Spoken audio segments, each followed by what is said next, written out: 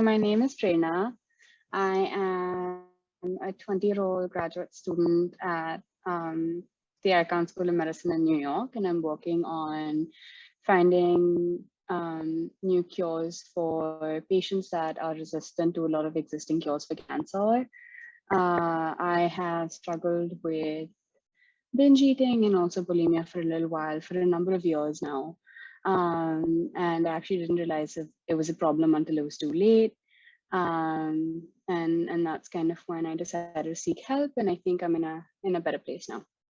But yeah, that's kind of me in a minute. When did you first learn about eating disorders and like the concept of it? So I think I first learned about it after I moved to the US. So I moved to the US to get a master's degree, and this is after I did undergrad in India. And I remember watching some documentary on Princess Diana, and I was like obsessed with the British royalty, and I would watch everything. And I think that's when they spoke about her eating disorders and issues with bulimia. And then I was like, that sounds weirdly familiar. And I looked it up because I always thought it was like something wrong with me. It was just like something I did. It was not something that, happened to other people. So I think that was my first moment of realizing that it's more than just me, being like a fat person, or more than me being just obsessed with food. So, like, what makes you want to like talk about your experience today?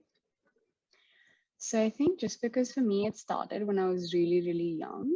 I want to say maybe like 10 years old, if not younger. And I just never knew that it was an issue. I never knew that, there were professional resources available that could have helped me deal with this and not, harm myself physically the way I have now, because I have medical issues because of this. And I think just normalizing these conversations and just seeing more and more people talk about it, for me, is a way of telling people that it's okay. It's definitely something you can work through. And so the more that I share my opinion, my experience, the more it makes it normal even for me, because then I'm talking about it. And every time that I talk to someone new about it, there's less guilt and there's just more of like an acceptance. So it's also sort of this kind of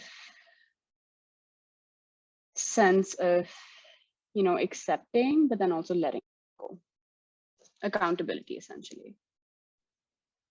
Yeah, I think just talking about it can be so powerful and powerful for you and everybody who listens to you. If you were to try to explain your eating disorder to someone who doesn't know anything about eating disorders, what would you like? How would you explain it to them? Like, what is it about? Yeah. So I know this can be different for like everyone. For me, like when it started, it was something as simple as I had like these intense, like something would happen. I'd fight with somebody, or I'd like, have a bad day, and I'd have this intense craving for like a chocolate bar, which was there at home. But because I always struggled with weight through my life, I was just like, oh, if someone sees me eat it, then they're going to get mad at me. So I would like eat it kind of in the bathroom. I'd like hide and eat this chocolate. And then I'd feel really guilty about it because I was like, oh no, like now my weight's gonna increase, and then everyone will like look at me different. And then I'd like forcefully throw up.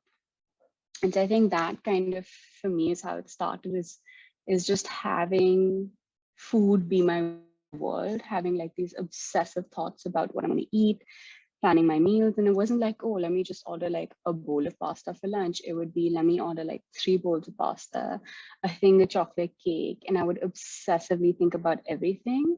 And then it was just a way to deal with when I was feeling sad. I was like, oh, I really like the way this tastes. It'll make me happy. But then instead of making me happy, I would feel bloated, I would feel guilty, and then I'd, force myself to throw up. So that's kind of what it was for me. And I didn't realize it was a problem till it was too late, essentially. But yeah. What do you think, like, what is the reason that eating disorders happen, or like what was a part of the reason that you had an eating disorder?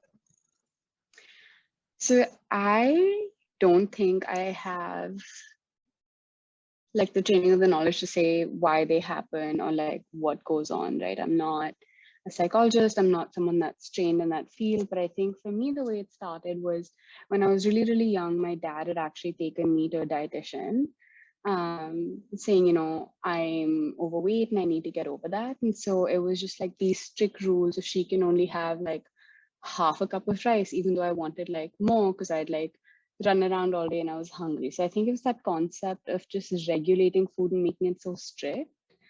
And I think a lot of times we kind of make up these, like pictures of what we should look like, what we should eat, and not realizing that the more and more we restrict ourselves, the more and more our brain, holds the thing we're restricting up as like this prize that, when you get it, everything will be solved. So I think for me, it was just that extreme restriction and just wanting to get something, as opposed to if I was hungry, if I just ate like half a cup extra of rice, I would have probably been fine because it wouldn't have been this huge deal. And that's something my mom always told me. She was like, just eat what you want, like just do it in moderation.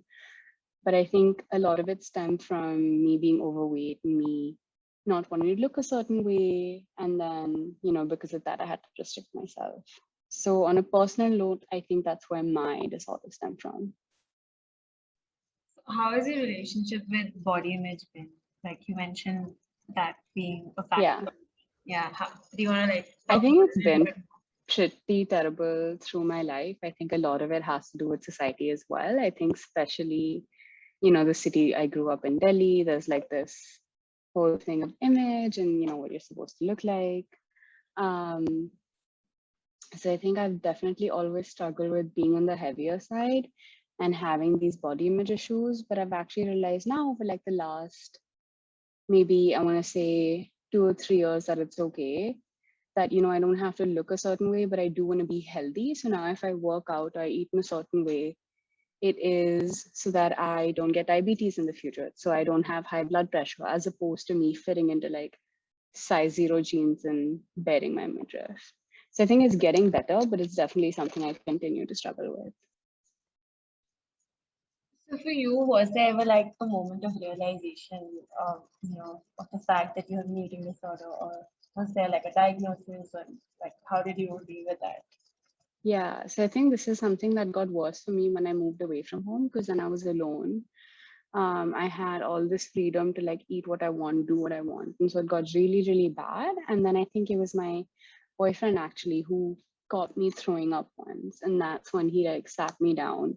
And he's been like my biggest, him and my mom, my biggest like support systems through this. And then he was just like, it's okay to feel a certain way. And I was really sitting down and talking to him and realizing what's going on. But just the fact that when I spoke to him, whatever guilt I was feeling went away. And I think for me, that was the big realization of it has a lot to do with mental health as well.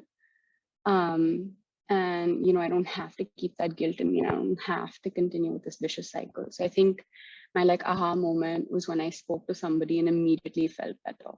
And then I didn't need like an enormous amount of food to feel better. I was just talking to somebody that did the trick. So yeah, I think that was it. And also I think with all of the throwing up that I was doing, I was actually developing like severe acidity and like medical issues as well. And so I think all of that kind of came together to make me realize that it was really unhealthy, but that it was something that I could stop, but I just needed professional help. So what factors do you think have had an influence on your body image? I mean, what environmental factors have had an So I influence? think I would say I still struggle 100% with body image, but I feel like just now actually social media helps a lot because you see all of these body image, like these positive accounts and people saying that, no matter who you are, no matter what you look like, you have an equal right to like wear what you want and do what you want. So I think a lot of that helps. And then also for me, working out helped. And it wasn't because I was like losing weight or looking a certain way, but it was because I was feeling stronger and then it didn't matter what people thought of me. So I think moving away, I think over here in the US, there's a lot more acceptance um, about looking any way that you want, about like, wearing a bikini if you're like plus size, it doesn't matter. People aren't going to stare at you as much as it would have happened in India. So I think just that change in environment and also just accepting and being, I think, in this shifted time when everyone's moving towards that, whether they actually believe in it or not, but like everyone on social media posts things about body positivity. So I think all of that helps. And my therapist worked with me a lot on this as well. So, I mean, you mentioned about the difference between India and US, but I mean, in general, if you talk to like people in India, they will say that eating disorders are a largely Western concept, like, you know, even mental health for that matter. So, what do you think about this in the Indian context? I think it's definitely something that needs a huge paradigm shift. Like I was nervous telling my mom that I had an eating disorder, not because she wouldn't understand, just because that's what had been like drilled into us since we were kids, not by her, but by society. And then I realized when I told her, she was so accepting, it was fine. But I think there's just this whole thing of like, log kya kahenge, right? That's a big thing. What are people gonna think? Or like if you're having a bad day, it's okay, you'll get over it, it's fine. If you're depressed, it's like, oh, like go for a walk, you'll be okay. And I think that there's definitely people that are working on it now to create awareness to say, you know, it's not just about you feeling down for a day. It's actually something that needs treatment, just like any other physical illness might. And it's different because you can't see it, right? Like a depressed person may laugh outside, they may like not have anything that is physically holding them from doing things. And so I think a lot of times it's just brushed off. And I think until that is changed kind of at a grassroots level, these things are just going to keep just cycling again and again and again. So what do you think about like the rhetoric that India does not have eating disorders? Like, you know, they have malnutrition, they don't need like this doesn't exist in our country. Hamare sanskaron mein nahi hai. What is your response to that? I think that is completely wrong. I think it couldn't be further from the truth. I think a lot of this also stems from this idea of someone with an eating disorder must look a particular way, right? So me, someone with bulimia, oh, they must be so skinny because they throw up all the time. No, that's not true. Or just because somebody is not rich or they come from, you know, a different society, you don't have these problems because these problems happen to like a different part of society. So I think all of those myths really need to be busted. And I feel like a lot of that just comes from awareness. And it comes from normalizing mental health, not just eating disorders, but just overall, right? It's not, you know, it's not something that happens only in developed countries. It's not something that happens only to like people that have this crazy influx of cash. It happens to everybody, but also just appreciating that it looks different for everybody. So there isn't one factor that'll say, oh, this person looks like this, must have an eating disorder. Like that's not the case. So you mentioned that, you know, like using social media, working out, and, you know, talking to your therapist were some ways in which you coped with your eating disorder. Like what else helped you in your, you know, journey towards, you know, getting better with things? Yeah, I think so. It still happens. I still have bad days where like I'll eat something and I'll still want to throw up. And like every now and then I actually do have, you know, an episode where like binge and then purge. But I think just understanding that it's okay to have those slip ups. Like for me, having a diary, and at the time when it was suggested to me, I was like, this is like, it sounds so stupid. Like, why will that help me? But just writing in a diary every day how I felt helped me have accountability. And also just having people around me know that it was an issue. So my partner knows it's an issue. So anytime things happen, he'd like pick up on cues and say, oh, hey, like, do you just want to go for a walk instead? Or like, do you want to do something else instead? Because just having that support system, or like having a dog for me really helped. I have an emotional support animal. She is the cutest thing in the world, but just having something to like look forward to and take care of really puts into perspective that in order to take care of something else, I need to put my health before that, before anything. And so having that accountability helped me as well. All right. I want you to like talk a little bit, if you're comfortable, talk a little bit about like your experience with therapy and like how you reached out, what happened. Yeah.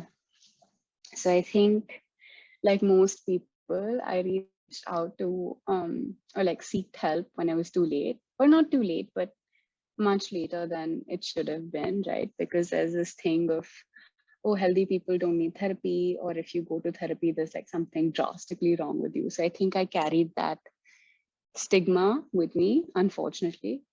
And so when it got really bad to the extent of I was having these episodes like every other day, it was ruining my personal relationships. And then, physically, I was having issues as well. Um, that's when I reached out to the therapist, which actually for us was provided through the school that I'm at like no additional cost. I think that was another big thing of being able to reach out to somebody but not having to worry about, how much it would cost or whatever. I think that also helped me.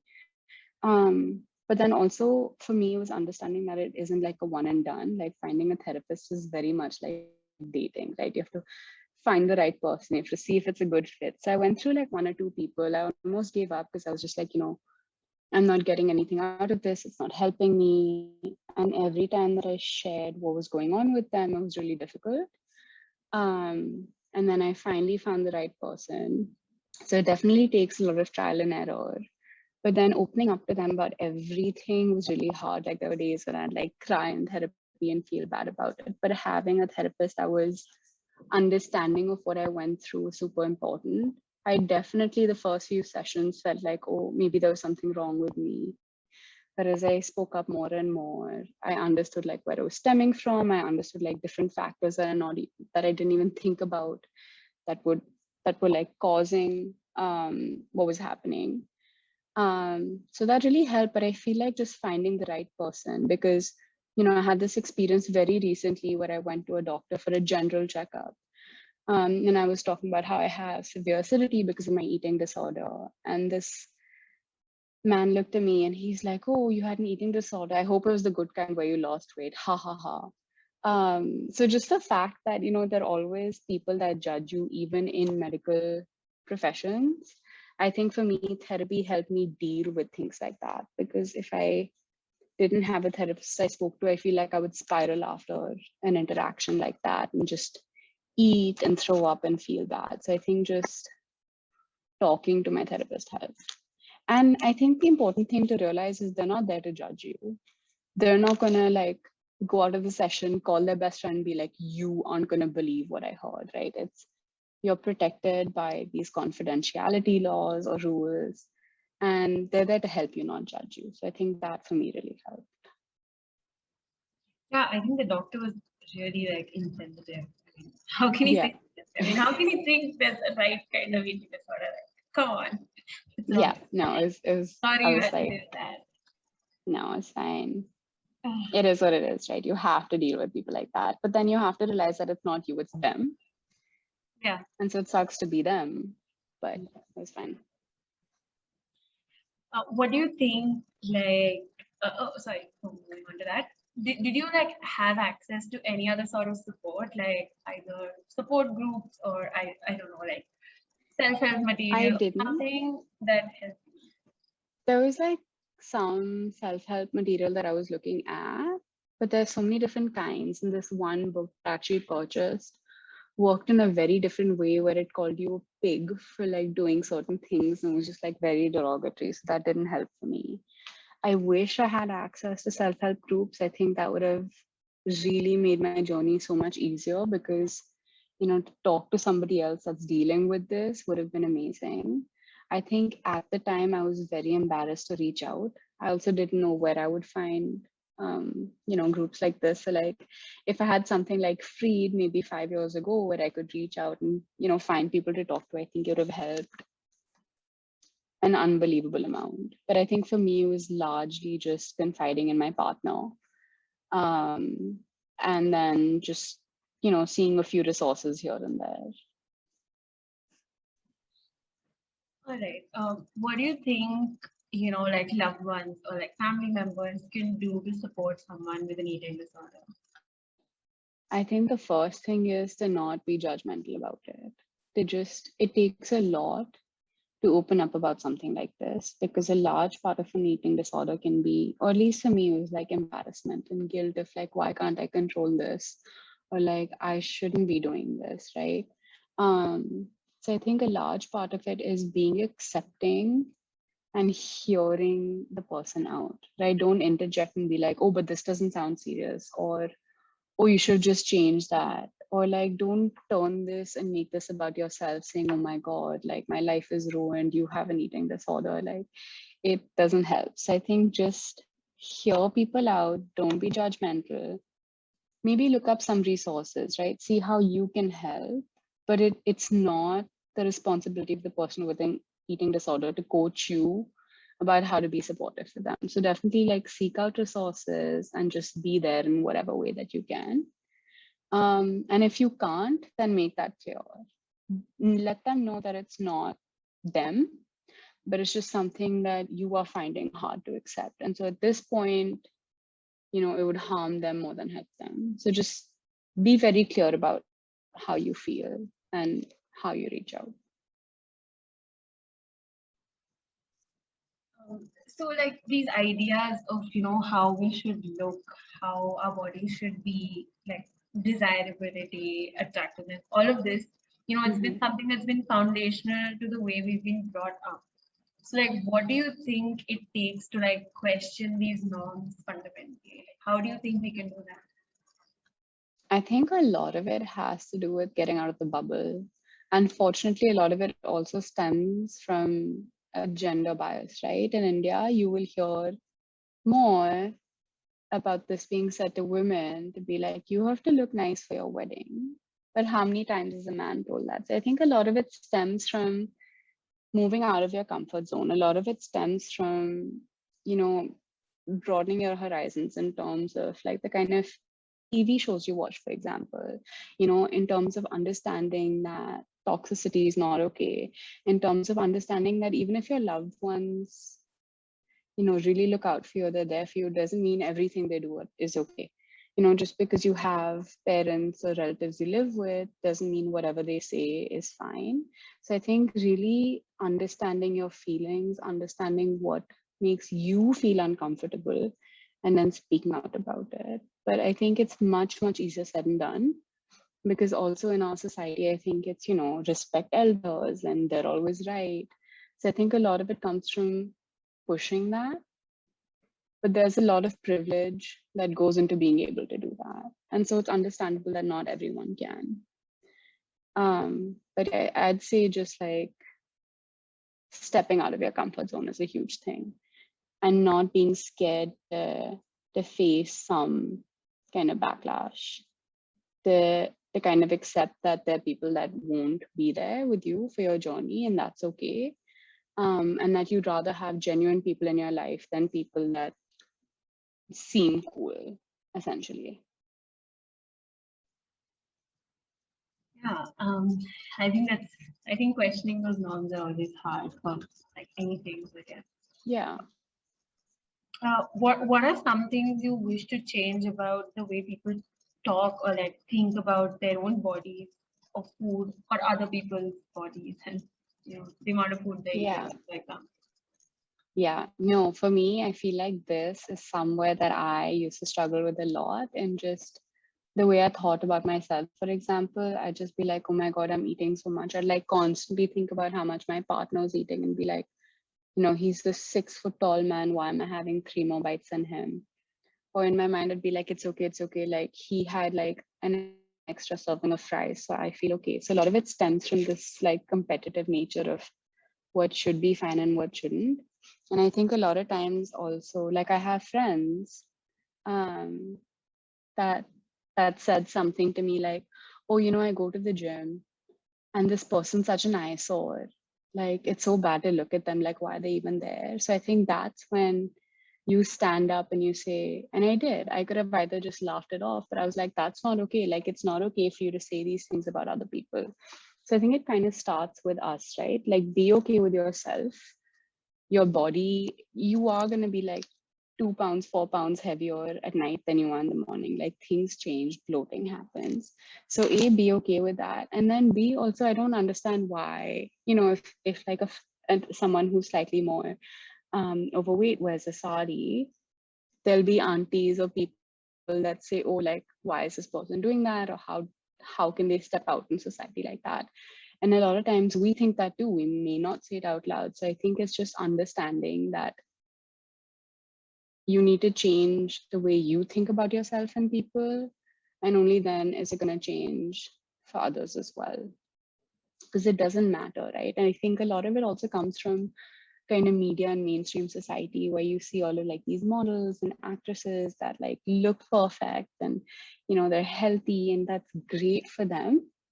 But then their movies, I guess, is getting better now, where like the fat person's always the one that's made fun of, or it's always the nerd who's like the fat best friend, but there's never like main roles for people like that. And I think changing that's a huge part of helping people accept different bodies, essentially. Yeah, definitely. I think we need a lot more representation of like different types of bodies. I mean, colors, hair, everything. Everything. Yeah. It's not just size. Absolutely. It's like genders, race, just everything. I think we're just so stuck in like what we've seen all our lives that changing it is just like, oh, that's weird. It's like we whitewash everything. It's like sab kuch whitewash. Okay. Exactly. I have asked you all the questions I wanted to ask you, but in case there's something else that you want to say or like add to, you are free to. I think the one thing that I will say though is, if there is anyone that is struggling with something similar, talk to other people about it. There will be people that might make fun of you. Then there will be people that might not understand what you're going through. But even if you find 1 or 2 people that are there to support you, it makes a huge difference. So, don't be scared to reach out, and just finding your people helps a tremendous amount. And there's not something wrong with you. This is definitely something you can work out. It's just a phase that you need help to get through. And it doesn't reflect on who you are, what you are, your potential, any of that.